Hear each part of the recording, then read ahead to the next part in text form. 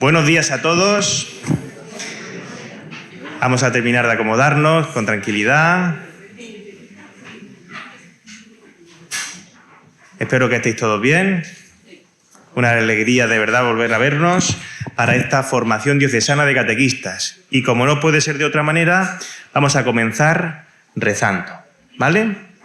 Vamos a hacer la oración del catequista de San Juan Pablo II. En el nombre del Padre, y del Hijo, y del Espíritu Santo. Amén. Todos juntos. Señor, haz que yo sea tu testigo para comunicar tu enseñanza y tu amor. Concédeme poder cumplir la misión de catequista con humilde y profunda confianza. Que mi catequesis sea un servicio a los demás, una entrega generosa y viva de tu Evangelio. Recuérdame continuamente que la fe que deseo irradiar la he recibido de ti como don gratuito. Ayúdame a vivirla con responsabilidad para conducir a ti a los que me confías. Hazme verdadero educador de la fe, atento a la voz de tu palabra, amigo sincero y leal de los demás, especialmente de mis compañeros catequistas. Que sea el Espíritu Santo quien conduzca mi vida para que no deje de buscarte y quererte, para que no me venzan la pereza y el egoísmo, para combatir la tristeza. Señor, te sirvo a ti y a la Iglesia, unido a tu Madre María, que como ella yo sepa guardar tu palabra y ponerla al servicio del mundo. Amén. Bien, pues para la primera parte que tenemos en nuestras sesiones de formación, siempre hay una parte mucho más teológica. Y como bien sabéis, este año hemos querido escoger el tema cristológico. Ya nos acompañó don Manuel Roberto en la primera sesión y en esta segunda nos acompaña don Antonio Lucas Belmar.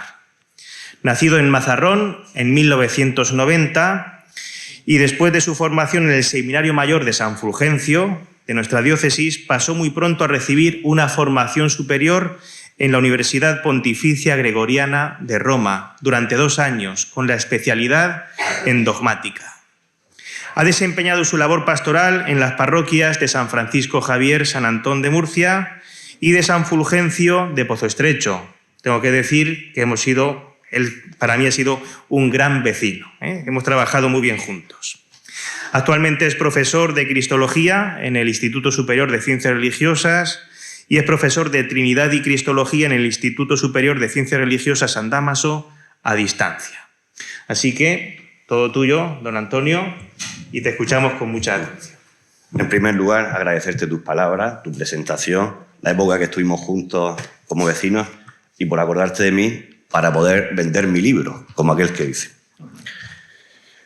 Yo recuerdo cuando estaba en el seminario y nos tocó dar la clase de Cristología, no sé si algunos recordarán, aunque sea de oídas, a don Ginés Pagán, una institución en la diócesis. Él cuando llegaba, el primer día de clase decía, no sé si en tu época lo dijo, dice, todos los profesores os dirán que su asignatura es la más importante. Y decía, todos son unos mentirosos. La única más importante es la mía.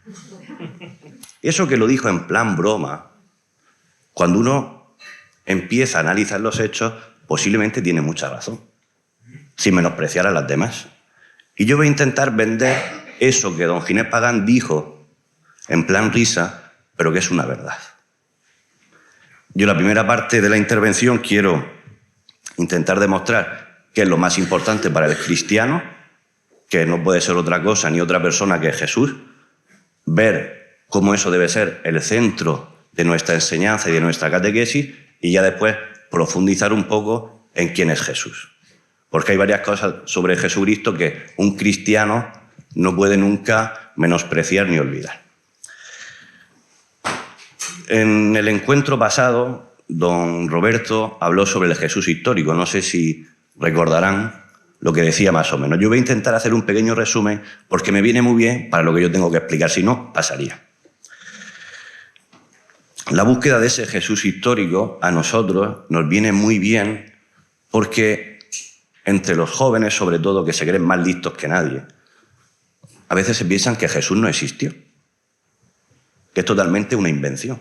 Incluso se llegan a creer que la Iglesia se inventó todo, incluso que la Iglesia escribió todos los libros de la Biblia. Si hay una cierta incultura entre nuestra gente, incluso jóvenes y no tan jóvenes, con eso. Entonces, tener nosotros el arma de poder presentar que existió un hombre llamado Jesús es muy importante. Yo, que me puse a ver en el YouTube, porque esto está colgado, la charla que dio Roberto, hay un momento que dice que ese Jesús histórico, hace una distinción, Jesús histórico y el Cristo de la fe. Él dice, a mí no me gusta esa distinción. Y tiene mucha razón. Porque cuando se empieza a buscar ese Jesús histórico, el Jesús de la historia, aquel que vivió hace 2000 años en Tierra Santa, se empieza a buscar con un pretexto de poder quitarle toda divinidad, todo misterio a la persona de Jesús, partiendo de que todo lo que ha dicho la Iglesia es mentira o lo ha adornado para poder utilizarlo a su favor. Por tanto, la gran búsqueda es decir, ¿cómo fue Jesús verdaderamente sin la contaminación de la Iglesia? Por eso surge esa idea de Jesús histórico y el Cristo de la fe. El Jesús histórico sería el Jesús real que existió y el Cristo de la fe, aquel que la Iglesia ha adornado, ha revestido con ciertos dogmas. Y don Roberto decía que es el mismo. El cristiano sabe que ese Cristo de la fe, ese Cristo que nosotros creemos, es el mismo que existió. No es un adorno, no es un vestido, no es algo que la Iglesia ha ido aumentándole a lo largo del tiempo, sino que la Iglesia ha ido descubriendo en ese hombre, Jesús de Nazaret, el Hijo de Dios. Por tanto, todos los dogmas que hablan sobre Jesús, sobre su divinidad, es un redescubrimiento que la Iglesia hace sobre esa persona que existió. Por tanto, nuestra fe no se sustenta sobre un mito. Nuestra fe se sustenta sobre alguien que existió de verdad. Y eso es una cosa que tenemos que tener clara. Porque si Jesús no existió, estamos perdiendo el tiempo. Imagino que en la próxima encuentro que se hablará de la resurrección, si Cristo no resucitó, estamos perdiendo el tiempo también. Por muy bueno que sea Jesús. Porque es aquí que muchas veces queremos reducir a Jesús o nos quieren reducir a Jesús a un personaje muy bueno, especial, que tuvo una enseñanza maravillosa, que nos enseñó a amar, pero nada más. Y a veces nosotros, los propios cristianos, nos quedamos en eso. Y si realmente Jesús para nosotros es una gran, bellísima persona, pero nada más, podemos tener otros. Sin embargo, Cristo para el cristiano es lo más especial. Y es aquí que voy a intentar ver con un relato que a mí me impresionó mucho, que es sobre el anticristo. ¿Vale? Hubo un filósofo ruso que después se fue a Francia, que se llama Vladimir Soloviev, que habla de una cosa que yo creo que es muy actual. Él cuenta en ese relato a final de 1800 que hay una guerra donde Japón empieza a conquistar China, después salía con los mongoles invade toda Europa. Y Europa se queda bajo el influjo de esa corriente. Pero hay un momento que Europa se rebela y consigue quitarse el yugo de los mongoles. Y es aquí que Europa decide, todos los países de Europa, unirse en un solo país. Podríamos decir que él ya anticipó lo que nosotros conocemos hoy como la Unión Europea. Y es aquí que surge un personaje especial con 33 años que de alguna manera se cree el Salvador. Entonces, claro, él empieza, yo soy el que va a llevar a la humanidad a la plenitud. Yo soy el que voy a llevar a la humanidad a la perfección. Y si yo voy después de Jesús, quiere decir que yo soy más importante que él. Pero claro, en ese planteamiento, él empieza a ponerse muy nervioso. Porque ¿y si Jesús aparece? ¿Y si realmente Jesús es más importante que yo? Entonces, de alguna manera, él empieza a ponerse muy celoso sobre el personaje de Jesús. Porque, claro, reconocer que Jesús es el Salvador quiere decir que no esperamos a ningún Salvador más. Y eso es lo que muchas veces no soportan de los cristianos. Porque si realmente mi Salvador es Jesús, yo no espero que ningún político me salve de nada. Es aquí que muchas veces los que se presentan como salvadores tienen que quitar al gran Salvador que es Jesús. Y este personaje, en esa aspiración, hace un libro. Un libro, podemos decir, de los que están de moda ahora mismo, esos de autoayuda, de portarse bien, el Dios interior, todas estas chismes. Y es aquí que se convierte en un bestseller. O sea, todo el mundo es como la nueva Biblia de la Unión Europea, lo que ha escrito este señor. Y es aquí que vienen las elecciones, ¿no? Y claro, este que es un iluminado, todo el mundo lo vota. Y se hace el emperador, de alguna manera, de esa unión de los países europeos. Y es aquí que él hace un pequeño pacto, porque él creía en Dios, pero claro, con los recelos de ser un segundón de Jesús. Entonces hace de alguna manera un pacto con el demonio, donde él le dice, yo te juro a ti lealtad y todo eso, a cambio de que no se puede hablar nada de Jesús. Y es aquí que en su libro hay un momento que algunos cristianos le dicen algo y él dice una frase que yo creo que es muy interesante para nuestra reflexión. Además, si el contenido del libro está impregnado del espíritu auténticamente cristiano, del amor activo y del bien universal, ¿qué más queréis? Fíjese, no dice nada malo, ¿eh? Del amor activo y del bien universal. Y él le pregunta a los cristianos, ¿qué más queréis? Los cristianos no estaban contentos con él. Él consigue, de alguna manera, que todo el mundo tenga comida, que todo el mundo tenga enseñanza, podríamos decir, el paraíso aquí en la tierra. Todo el mundo súper contento, menos unos cuantos cristianos que siempre están ahí dando el follón. Y es aquí que, en su afán de querer contentar a todo el mundo, hace un concilio. Dice, venga, vámonos para Jerusalén y vamos a hacer un concilio con todas las iglesias, con los protestantes, con los católicos y con los ortodoxos. Y entonces le va como prometiendo a cada iglesia algo que a ellas le interesa. Entonces llega al Papa, que se llama Pedro II, porque eso ya nos indica que viene el fin de los tiempos, ¿vale? Y le dice, como sé que a vosotros los católicos os gusta todo el tema de Roma, te voy a dejar que vuelvas a Roma. Entonces todos los católicos se van donde está el emperador, menos el Papa, que se queda ahí quieto sin moverse. Llega al ortodoxo ruso y le dice, como sé que a vosotros los ortodoxos os gusta todo el tema de la liturgia, de todos los chismes, esto, tal, voy a hacer un museo donde toda la gente del imperio pueda aprender vuestra liturgia. Por todos los ortodoxos se van con el emperador, menos el patriarca de ellos. Y luego va a los protestantes y claro, ellos tienen, pues sería como, vamos a poner como el gran estudioso de la Biblia que eligen ellos como representante. Como vosotros sé que todo el tema de la Biblia es lo más importante, voy a hacer que en todas las escuelas se estudie la asignatura de Sagrada Biblia. Pues todos van para allá, menos el estudioso este, el teólogo este protestante.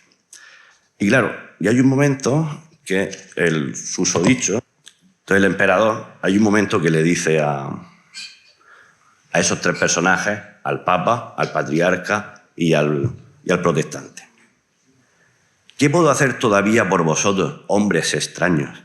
¿Qué queréis de mí? Yo no lo sé, pero decídmelo vosotros mismos, cristianos abandonados por la mayor parte de vuestros hermanos y jefes y condenados por el sentimiento popular. Es decir, muchos cristianos, con que nos llenen la barriga, estamos contentos. Y dice, decidme, ¿qué es lo que más apreciáis en vuestro cristianismo? Esa pregunta es, ¿qué es lo que más apreciáis? Entonces, el estudioso Juan se puso en pie y respondió con dulzura. Gran soberano, lo que más apreciamos en el cristianismo es al mismo Cristo. Él mismo y todo lo que de él se proviene, pues sabemos que en él habita corporalmente la plenitud de la divinidad. También de ti, oh soberano, estamos dispuestos a recibir todo bien, pero solo si podemos reconocer en tu mano generosa la santa mano de Cristo. Nos has preguntado qué podrías hacer por nosotros. He aquí una respuesta. Aquí y ahora confiesa ante nosotros a Jesucristo, Hijo de Dios, que se encarnó, resucitó y de nuevo vendrá. Confiésalo y nosotros te acogeremos con amor verdadero, precursor de su segunda y gloriosa venida. Lo principal para el cristiano es Cristo, nada más. Y es aquí que nosotros nos tenemos que reflexionar qué es para nosotros lo más importante. Vamos a poner un ejemplo. Yo a veces soy de ejemplos un poco más vastos que la gente me puede conocer, los que alguna vez me han visto predicar. Si ahora nos dijera, oye, tienes dos opciones, o no te pago la nómina. Si crees en Dios, si dices que Jesús es para ti lo más importante, o te sigo pagando si niegas de Dios. ¿Qué haríamos? Hay que preguntárselo, Porque a lo mejor los cristianos de a pie diríamos, oye, ingrésame la nómina y ya veremos de Cristo lo que hacemos. Sin embargo, estos tenían la clave de saber que lo más importante para el cristiano es la persona de Jesús. Nada más. Y es aquí que nosotros tenemos que reflexionar si realmente yo conozco de verdad a esa persona que para mí es el centro de mi vida, por la que yo estoy dispuesto a dar la vida. Después, la conclusión del relato es que el emperador, claro, se cabrea, los mata y ya después viene Jesucristo en la segunda venida, ¿no? Y al final feliz que todos resucitan. Pero la importancia es, lo que dice es que si nos quitas a Cristo, no somos nada. Y es aquí que muchas veces nuestros esfuerzos es todo menos Cristo. ¿Cuántas veces en la catequesis quizás hablamos de muchas cosas importantísimas? Pero a lo mejor la palabra que menos sale es la palabra Jesús o la palabra Cristo. Así, los mandamientos, que los críos sean buenos, los valores y tal, y tal, y tal. Pero es que nosotros tenemos que hablar de lo que tenemos que hablar. Y es aquí que en el Catecismo de la Iglesia Católica, cuando citando a la catequesis Tradense, una exhortación, ¿no?, de San Juan Pablo II, dice: yo, como están viendo, estoy vendiendo mi libro, En el centro de la catequesis encontramos esencialmente una persona, la de Jesús de Nazaret, unigénito del Padre, que ha sufrido y ha muerto por nosotros y que ahora resucitado vive siempre con nosotros. Catequizar es descubrir en la persona de Cristo el designio eterno de Dios. Se trata de procurar comprender el significado de los gestos y de las palabras de Cristo, los signos realizados por él mismo. El fin de la catequesis es conducir a la comunión con Jesucristo, no ser buenas personas. La finalidad de la catequesis es conducir a la comunión con Jesucristo. Solo Él puede conducirnos al amor del Padre en el Espíritu y hacernos partícipes de la vida de la Santísima Trinidad. Y nuestra misión es hablar de Jesús, para que amando a Jesús puedan amar a Dios y amando a Dios podamos el día de mañana entrar en comunión con Él.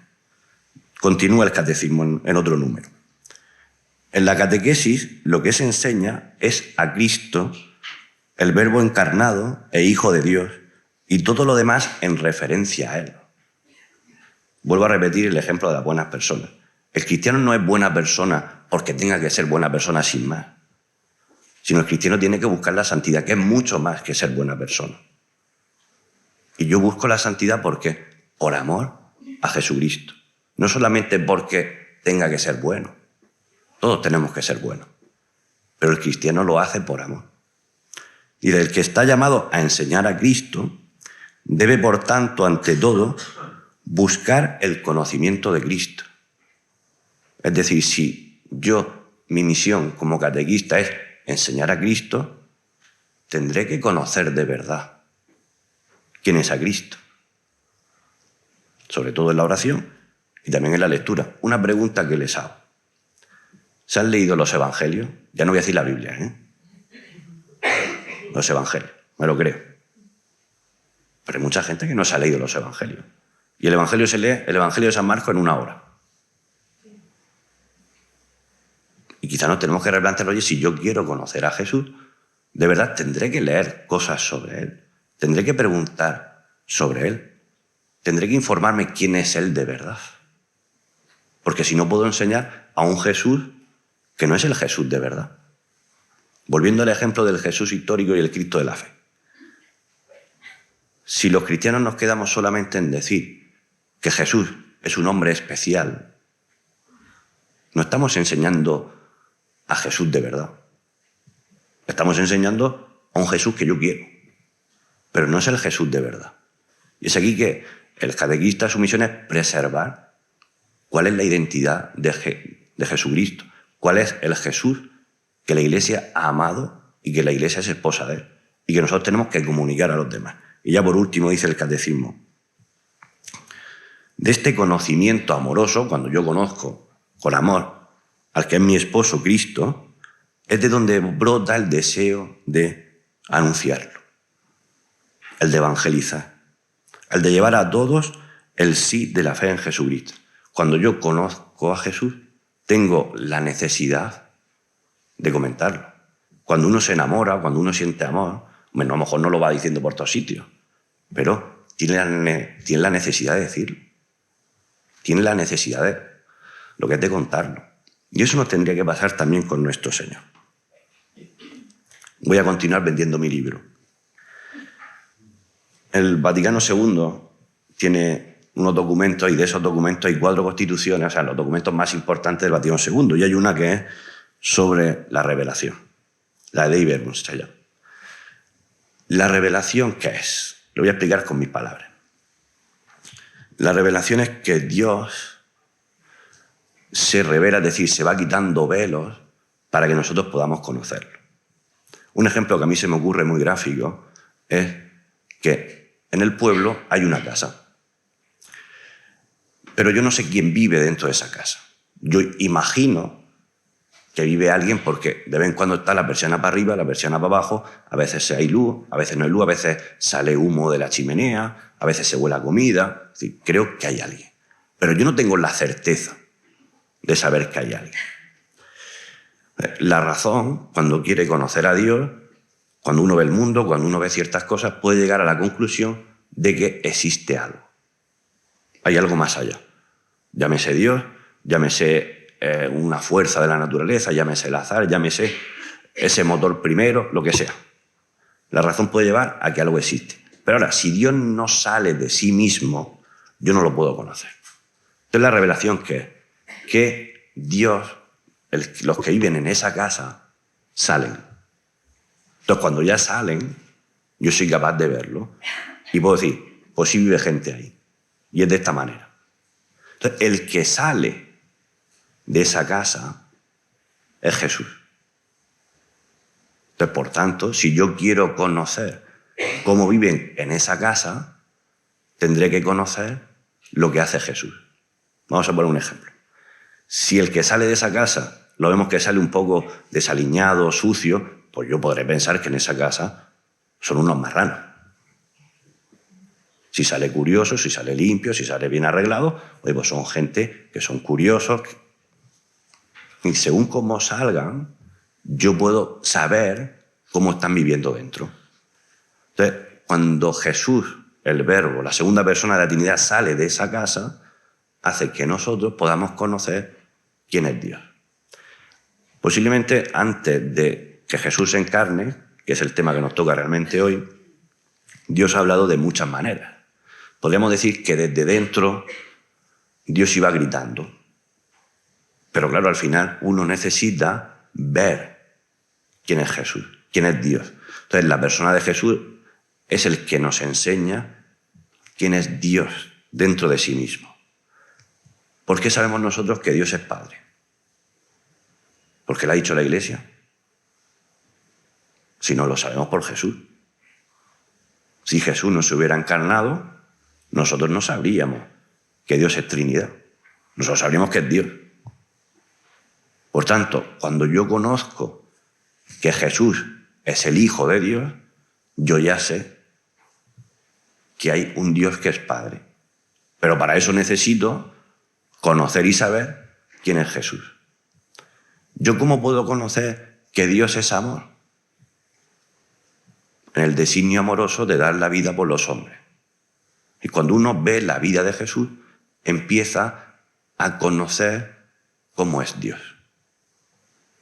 Y es ahí la gran diferencia del cristianismo, que Dios sale de sí mismo para contarnos lo que es Él en su intimidad y el plan que tiene para nosotros. ¿Que cuál es ese plan? La vida eterna, divinizarnos, darnos la salvación, que nosotros podamos entrar en comunión con Él. Entonces, por eso digo que intentar conocer lo que hace Jesús, cómo es Jesús, qué es lo que en verdad es Jesús, no solamente nos hace conocerlo y llamarlo a Él, sino nos hace conocer quién es Dios verdaderamente. Yo ya creo que vendió mi libro. Por eso podemos decir que la cristología es muy importante. Y ahora vamos a intentar conocer quién es ese Jesús que anduvo, que vivió hace 2000 años en Tierra Santa. Recordamos el principio, esa distinción del Jesús histórico y el Cristo de la fe. Yo ahora voy a centrarme sobre todo, para que lo entendamos, en ese Cristo de la fe. Pero que ese Cristo de la fe es el mismo que el Jesús histórico. Eso tiene que quedar muy claro. Que el Cristo de la fe es el mismo que vivió hace 2000 años en Tierra Santa. Ahora, en el Antiguo Testamento nos encontramos que hay como 3 esperanzas, 3 deseos que el pueblo hebreo tiene. Y es lo que se conoce como las esperanzas mesiánicas, que es la sacerdotal, la real y la profética.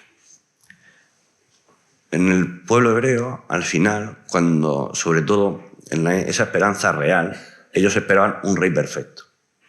Ellos habían tenido el gran rey David, pero de repente todos los reyes, incluso el rey David, tienen problemas. No son reyes perfectos. Empieza a surgir un deseo de que Dios mandará un rey que realmente buscará el bien del pueblo, que incluso será capaz de dar la vida por el pueblo. Y los primeros cristianos vieron en ese Jesús de Nazaret cumplida esa esperanza mesiánica que tenía el pueblo hebreo. Es decir, Jesús al final nace en el pueblo hebreo siguiendo el plan de salvación de Dios. Entonces Dios de alguna manera va preparando ese deseo. Y ver que no llegaba cada vez hacía que creciera ese deseo. Quizá lo que experimentamos algunos en la pandemia, ¿no? Cuando ya tenemos algo tan cercano, a veces uno no lo aprecia. Y quizá el estar el tiempo sin comulgar, sin ir a misa, eso nos fue creando el deseo de poder acercarnos a Dios, el poder comulgar. Pero de alguna manera el pueblo hebreo fue creciendo en esa esperanza de Dios nos mandará un rey perfecto. Es verdad que en la época de Jesús esa esperanza mesiánica estaba un poco desvirtuada porque ellos pensaban que ese rey los iba a liberar del yugo de Roma. Ese caudillo vendrá y nos liberará del imperio romano. Es aquí cuando le dicen a Jesús, oye, ¿eres tú o tenemos que esperar a otro? Le están diciendo eso. Oye, ¿nos vas a quitar ya el yugo de Roma o vendrá otro que lo hará? Pero al final los planes de Dios son totalmente distintos. Dios, su reino no era el reino de este mundo, sino el reino de los cielos. Entonces Jesús, los primeros cristianos ven en él que se cumple esa esperanza que Dios había introducido dentro del corazón del pueblo hebreo. La siguiente sería esa esperanza profética. Los profetas son aquellos que anuncian, que hablan en nombre de Dios. ¿Y quién habla mejor en nombre de Dios? El propio Jesús. Más todavía, quizás nosotros pensamos que los profetas solamente hablan. Y también la vida de los profetas, su propia vida, hablaba. No solamente con la boca, sino con su existencia. Por eso el profeta Oseas, para manifestar lo que hacía el pueblo judío con Dios, se casa con una prostituta. Igual que el pueblo hebreo se prostituye con otros dioses y eso yo lo demuestro con mi vida. Yo me caso con una prostituta que se prostituye con otros. Entonces, también la vida de Jesús, su propia vida, no solamente lo que él dice, sino su forma de vivir, nos enseña quién es Dios. Y ya está, como no, a nivel profético, la lectura que se lee el Viernes Santo, el cuarto cántico del siervo de Yahvé, no hay parecer, no hay hermosura, el de cómo es el cordero llevado al matadero, que no abrió la boca, maltratado, insultado. Los cristianos, después de leer eso, o los propios judíos que se hicieron cristianos, cuando ven ese texto, dicen, esto es lo que ha pasado con Jesús. Entonces ven cumplida esa esperanza profética, esa esperanza de que vendrá un profeta que cumplirá y que nos anunciará verdaderamente quién es Dios. Y ya después nos encontramos la última esperanza mesiánica importante, que es la sacerdotal. En los hebreos, los judíos, el sacerdote era aquel que ofrecía sacrificios en nombre del pueblo. Yo había pecado, para que se me perdone el pecado, tenía que ofrecer un sacrificio. Entonces, el sacerdote, ¿qué era? Aquel que sacrificaba por sus pecados y por los del pueblo. Por tanto, Jesús, en la cruz, hace de verdadero sacerdote, víctima, sacerdote y altar. Entonces, en ese sacrificio de Cristo en la cruz se perdonan todos los pecados. Esa esperanza del pueblo hebreo del perdón de los pecados a través del sacrificio de los sacerdotes se cumple sobre todo en Jesús de Nazaret. Eso que he querido decir nos viene que Jesús no aparece de la nada, sino Dios es muy pedagogo. Y Dios de alguna manera va introduciendo en el corazón, en las ideas, para que el pueblo pueda recibir de verdad a Jesús, que pueda recibirlo a Él. Y es aquí que cuando uno ve eso, pues decir, realmente, Señor, eso que tú me has ido diciendo, eso que yo esperaba, eso que yo quería que colmara mi corazón, lo estoy viendo cumplido, viendo a Jesús de Nazaret. Ya si tuviéramos que resumir en 3 palabras lo que es la cristología, teníamos que decir que es el estudio de Jesús, el Cristo, el Hijo de Dios. En esas 3 cosas lo hemos dicho todo. Cuando decimos Jesús, nos referimos a su humanidad, a ese Jesús que vivió, como he dicho, hace 2000 años en Jerusalén, que tenía una naturaleza humana como la tuya y como la mía. Luego, que es el Cristo, es decir, el Mesías esperado, mi Salvador, cómo me ha salvado. Y ya por último, el Hijo de Dios, que ese hombre no solamente es hombre, sino que también es Dios. Y esas 3 cosas son las esenciales que un cristiano nunca puede negar de Jesús. Ni su humanidad, ni su divinidad, ni que es el Salvador. Y es aquí que ya voy a entrar de lleno en lo que se conoce en el tema de la encarnación. Quizá cuando uno piensa en la encarnación solo piensa en el hecho propio de la anunciación, cuando el ángel Gabriel le dice a la Virgen María, oye, Dios ha fijado en ti, vas a concebir un hijo y le pondrás por nombre Jesús. Cuando en teología hablamos de la encarnación, no se refiere solamente al hecho, sino todo lo que conlleva después de ese momento. Es decir, cómo es Jesús después de la encarnación.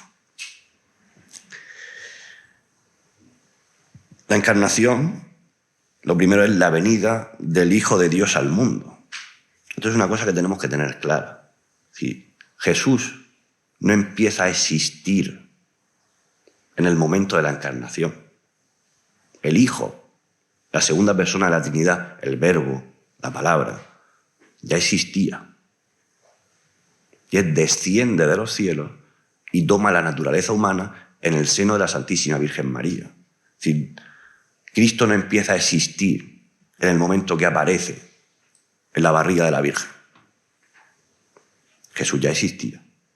El Verbo ya existía. El Hijo ya existía. Yo me gusta imaginarme una escena que yo creo que nos puede ayudar también para entender eso. Que están dentro de la casa, como he dicho, el Padre, el Hijo y el Espíritu Santo, y hay un momento en que crean al hombre y la cosa se lía. Dice, vamos a ver cómo arreglamos esto. Y hay un momento que el Padre dice, venga, te toca bajar a ti. Entonces, el Verbo que está dentro de la casa, que ya existe, entonces sale y asume nuestra naturaleza en el seno de la Virgen María. Pero lo que sí tenemos que tener claro es que el Verbo ya existía. Eso es lo que se llama como la preexistencia. Aunque eso fue una herejía, que estas cosas no han surgido de la nada. Esto es la reflexión cuando la Iglesia se ha tenido que enfrentar a ciertas teorías. En la Iglesia los dogmas no han surgido porque a mí me ha dado la gana, sino en ese querer conocer a Jesús. Ha habido unos que han dicho blanco y otros que han dicho negro. Y después se han reunido y, por el poder del Espíritu Santo, la Iglesia ha ido dilucidando cuál era la verdad. Por tanto, decimos que la venida del Hijo de Dios al mundo, concebido de Santa María, es el admirable plan de la donación que Dios hace de sí a lo que es a la criatura, es decir, a nosotros. La encarnación es el acontecimiento central y culminante. Ya, con la encarnación nos vemos de una verdad. Es que Dios hace una donación de sí. Dios se da para nosotros. El momento de la unión de las dos naturalezas, de la divina y la humana, se realiza en el momento en que la Virgen María pronuncia su sí a Dios. Y en ese momento es cuando lo humano y lo divino se juntan. Y cuando el Verbo, que ya existía, se une a la humanidad por el sí de la Virgen María. El Verbo se hizo carne, dice San Juan al principio de su Evangelio. Cuando se refiere a carne, el significado es al hombre entero. Si no solamente quiere decir que Jesús tomó lo que es carne humana, sino quiere decir la humanidad entera. Tomando esa frase evangélica, la Iglesia llama encarnación al hecho de que el Hijo de Dios haya asumido una naturaleza humana íntegra para llevar a cabo, mediante ella, la salvación. Sí, Dios ha querido salvarnos haciéndose hombre. Ha querido rebajarse, ha querido humillarse y salvarnos haciéndose hombre. Y este es el misterio esencial de la fe cristiana, que Dios, en su soberanía, ha querido hacerse hombre para salvarnos, ha querido unir así la imperfección de la humanidad.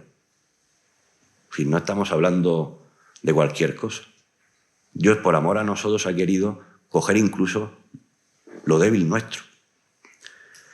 Jesucristo es perfecto hombre. La Iglesia siempre ha defendido la realidad del cuerpo de Cristo, porque hubo una herejía que se llama el docetismo, que niega que Jesús tuviera un cuerpo verdadero. Sería que Jesús tenía un cuerpo aparente, pero que no era suyo. Y es aquí que negar la realidad del cuerpo de Cristo es negar la salvación producida por Jesús. En el momento que yo le quite algo a Jesús, eso cambia todo. En el momento que yo le quite a Jesús algo de su vida, la salvación cambia. Quizás nosotros no nos damos cuenta de eso.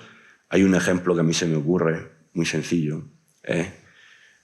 Nosotros ya sabemos lo que es el misterio pascual, que es la muerte y la resurrección, ¿vale? Lo que es la vigilia pascual, ¿cuándo se le empezó a dar la importancia? Después del Vaticano II. Antes se hacía incluso por la mañana. Porque antes la misa la celebraba el cura con participación o no participación de la gente. Porque lo importante era hacer el santo sacrificio de la cruz. La misa, aunque sigue siendo lo mismo, pero el acento se ponía en el santo sacrificio de la cruz. Por tanto, era repetir continuamente el santo sacrificio de la cruz. No era tanto la resurrección, sino el santo sacrificio de la cruz. Por tanto, cuantas más misas se hicieran, mejor. Porque era repetir el Viernes Santo. Yo digo, cualquier cosa que yo mueva trae unas consecuencias. Y cualquier cosa que yo le quite a Jesús de su vida trae consecuencias de la salvación. La otra herejía importante que hubo sobre el cuerpo de Jesús, sobre la humanidad de Jesús, fue el apolinarismo. Él decía que el Verbo, el que está dentro de la casa, ocupa el lugar del alma humana. Nosotros estamos constituidos de cuerpo y alma, ¿vale? Entonces, él decía, el alma humana de Jesús no existe, la ocupa el Verbo. Entonces, si no tiene alma humana, ¿Jesús sería plenamente hombre? No, porque le falta algo totalmente importante. Para que haya humanidad tiene que haber cuerpo y alma. Y si a Jesús le falta algo, ya no es plenamente hombre. Más todavía, si a Jesús le falta el alma, quiere decir que nuestra alma humana no se puede salvar. Aquello que Jesús no haya asumido no puede ser salvado. Sí, aquello que Dios en la encarnación, el Hijo, no asuma, quiere decir que eso no se puede salvar. Por tanto, decir que Jesús no tiene alma humana quiere decir que nuestra alma no puede ser curada. Por eso la Iglesia siempre afirmará que Jesús es verdadero hombre, y para que sea perfectamente hombre se necesita el cuerpo y el alma. La siguiente es ya que Jesucristo es perfecto Dios. Y esta posiblemente es la que más nos puede costar, porque decir que Jesús es hombre, oye, Jesús existió. Y es aquí ya donde ya tiene que entrar quizás más la fe. Y es aquí que hubo dos herejías principales, que sería el adopcionismo, que consistía en decir que Jesús era un hombre muy especial, que en el momento del bautismo en el Jordán, Dios lo adopta como hijo. Y a lo mejor algunos dicen que le daban ciertos poderes y otros no. Pero al final no es hijo natural, sino es una adopción. Y nosotros los cristianos decimos que no, que Jesús es hijo natural de Dios, es propiamente el hijo. Y el arrianismo sostenía, que esta fue de las herejías posiblemente más gordas que la Iglesia ha podido tener, se dice que la Iglesia se acostó católica y se levantó arriana. El arrianismo dice que sostenía que el Hijo no ha sido engendrado desde la eternidad y que no es de la misma sustancia que el Padre, sino que es inferior, sería como una cosa intermedia entre Dios y nosotros. Sería como la primera criatura, un Dios menor, para que podamos entenderlo de alguna manera. ¿Y por qué es tan importante? Porque decir que Jesús es una criatura y decir que no es Dios, entonces no nos puede salvar. El único que puede salvar es Dios. Por tanto, si Jesús es una criatura, no hacemos nada. Y es aquí que el credo largo, el niceno-constantinopolitano, se hace contra este, para que sepamos lo que a veces tenemos que rezar. ¿No? Cuando decimos, creo en un solo Señor Jesucristo, Hijo único de Dios, nacido del Padre antes de todos los siglos.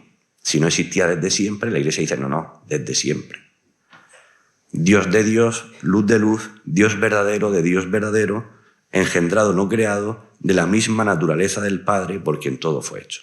Todo ese parrafazo del credo es para luchar contra el arrianismo, para decir, no, que Jesús no es un Dios menor, no es una criatura, es Dios de Dios, es luz de luz, la misma naturaleza del Padre, por quien todo fue hecho. Y eso es esencial para el cristiano, porque negar que Jesús sea Dios es negarlo todo.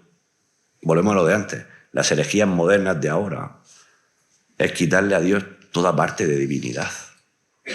Cuando uno se mete en internet y ve todos estos iluminados modernos, ¿no? Que venden libros, qué casualidad, ¿no? Que parece que han descubierto la verdad, pero venden libros, critican a la Iglesia del negocio, pero ellos hacen su negocio. Al final lo que quieren quitar es esa divinidad de Jesús. Jesús es un hombre muy bueno, un hombre muy especial, un hombre con unas enseñanzas maravillosas, pero nada más. Y sin embargo el cristiano en esa persona, en ese hombre, reconoce la divinidad de Dios. Y eso viene de lo que hemos dicho antes en un momento, que es la preexistencia. La preexistencia es decir que Jesús, el Verbo, el Hijo, la Palabra, existe desde siempre. Quizá a nosotros nos cuesta entender que un padre y un hijo existan a la vez, porque lo lógico es pensar que antes tiene que haber un padre y después viene el hijo. Pero claro, nosotros vivimos en el tiempo y en el espacio, pero la eternidad no funciona así. Quizás nosotros no lo vamos a entender nunca hasta que no estemos el día de mañana en el cielo. Pero en Dios no hay tiempo. Por tanto, desde siempre el Verbo existe junto al Padre. Llamamos preexistencia a la condición existencial del Hijo eterno del Padre en el seno de la Trinidad. Decir que Jesucristo es el verbo preexistente, es decir, la existencia de Cristo no comienza, como hemos dicho antes, en el momento en que es engendrado del seno de la Virgen María, sino que en rigor no tiene comienzo en cuanto es Dios. De aquí se deriva algo que es especialmente importante para comprender a Jesucristo. Él es el que ha venido. Está entre nosotros por decisión de su libertad. Su humanidad no le es simplemente dada, sino que es asumida como decisión amorosa. El riesgo del humano, el dolor, el sufrimiento, la agonía, la muerte, todo en él es fruto de un designio libre y amoroso de Dios. Afirmar la preexistencia de Dios, del Verbo, es demostrar su amor. Porque claro, no es lo mismo que uno empieza a existir en el momento de la encarnación y dice, pues esto es lo que me ha tocado. Que de la otra manera es que yo libremente acepto rebajarme por amor a los hombres. Yo que estoy aquí, yo que soy el mejor de todos, que lo tengo todo, que soy plenamente bello, que no, ni sufro ni tengo nada, voy a hacerme hombre por amor a la humanidad. Y eso es lo que de alguna manera la preexistencia nos demuestra. El amor libre que la Trinidad tiene hacia nosotros. La obediencia que Jesús tiene hacia su Padre, pero sobre todo eso, el amor que Dios nos tiene. Y es aquí que de ahí deriva lo que es la kenosis, no sé si esa palabra tan rara ustedes la han escuchado, ¿no? La kenosis viene a decir el abajamiento de Dios, la humillación de Dios. Y ese abajamiento viene de esa preexistencia divina. Él se hizo carne. ¿Por qué se dice se hizo carne? Lo más lógico es que en el Evangelio de San Juan se dijera se hizo hombre.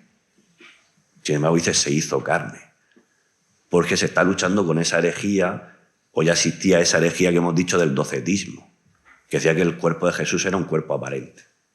Pero más todavía, cuando se refiere a la carne, quiere dejar claro San Juan que cuando Jesús toma la humanidad, la toma con todas las consecuencias. No la toma solo en la parte bonita de la humanidad, no, sin tomar la carne. Lo que se pone viejo es la carne. Lo que a uno le duele es lo que viene del cuerpo. Es verdad que a veces los dolores del alma son más duros. Pero en eso quiere decir que Jesús coge incluso la divinidad, o sea, incluso lo que es lo más débil. Y eso ya nos enseña de alguna manera lo que está Dios dispuesto a pasar por nosotros. Otra cosa que sí tenemos que tener clara es que la encarnación se da para siempre. Sí, el Verbo, desde el momento en que la Virgen María dijo el sí, ya siempre tendrá unido a su persona la naturaleza humana. Fíjense, es una cosa que ya es para siempre.